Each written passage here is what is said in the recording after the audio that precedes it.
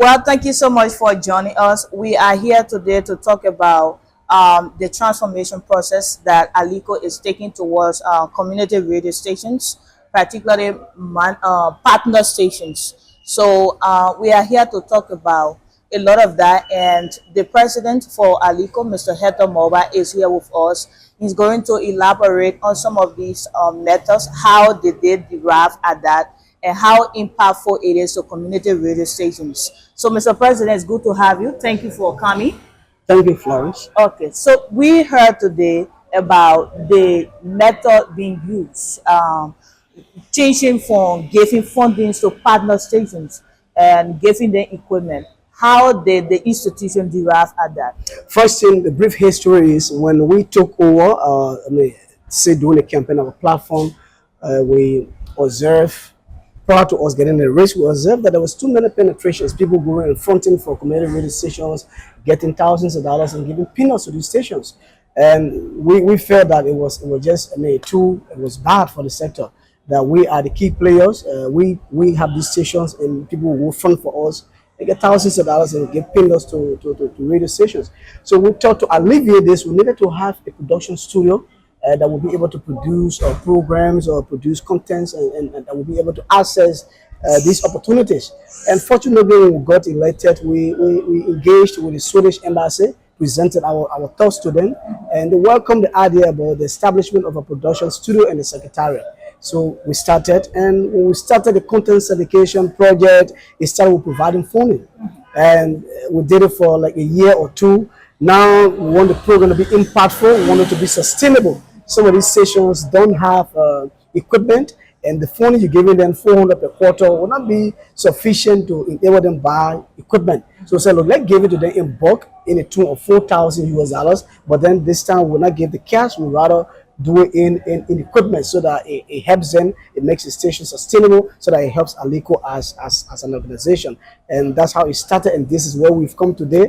And I think you listen to the guys, all of them, they're very, very, very supportive of the idea, because to get 4,000 US, just like that is not an easy thing. So ALICO, through her partner, making this provision is something that they have embraced, and they have just, they have thanked us, and they've also thanked the partner for this initiative. During your presentation, you told the community radio managers to take the content syndication project very serious. How do you think that also helped to contribute to the project? Okay, so some of them have always said they don't have the necessary equipment. Some of them have said they don't have transportation. We know some of them have talked to us about in their equipment listing, they want to put transportation like a motorcycle. So once you have a motorcycle, it helps you go in the field, even though we are providing little incentive as it stands, little amount for transportation of a splash card, but it's still insufficient. So once they have a motorbike, one station has a motorbike, we say providing you the transportation, you can use that for gasoline, we say giving you the scratch card for data. It will help a whole lot. Some don't have transmitter. Their reach, transmission reach is very small. So some of them are talking about that they want to buy transmitter, some want to buy mix-up, some want to buy headphone, microphone. So once all of these equipment are gathered and placed at these video radio stations, it's going to help the project a whole lot. That brings me to the question, this money we're talking about, is ALICO going to help to steer the process by asking these stations what they want, because you have fear to give this money to them? So what's the role in that? Yes, so we've already asked the stations to submit to us a listing of equipment. Okay. Some of them have already begun giving us their listing. Okay. So you give us the listing, we want to set up a procurement team comprised of ALICO and Internews, and the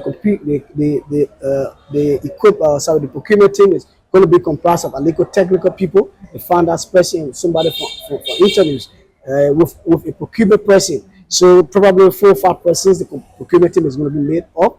And then when the equipment listing are sent, they will look at those listings. Again, we sell $4,000. So your equipment listing should not exceed 4,000. It should be within the reach of 4,000.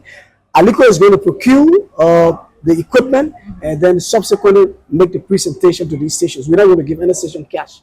How about the maintenance of this equipment? Is there a future plan to like steer the process of with that. So that's what we talked about. A memorandum of understanding to be signed between ALICO and these stations in sometime, I mean, in Buchanan sometime this month. We have hired a procurement consultant, and part of the procurement plan we have a monitor evaluation. So we're not just going to give them this equipment to turn our back. We're going to have a monitoring period, say maybe 6 months, to ensure that what we're giving them are utilized, for the project's benefit. Finally, let's look at the community radio bill that is before the legislature. Where is the status of that? What we have gone, I mean, a very good step. What stalled the process for some time now is an issue that is at the horse. I'm saying at the horse because I know, to the best of my knowledge, it has not been amicably resolved.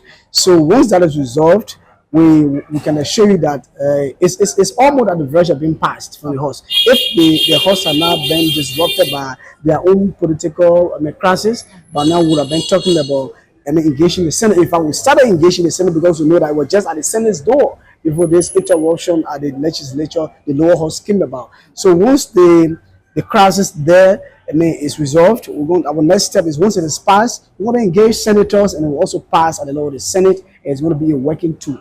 Thank you very much, Mr. President. You are most welcome. Thank you for all of the great job you're doing. Mr.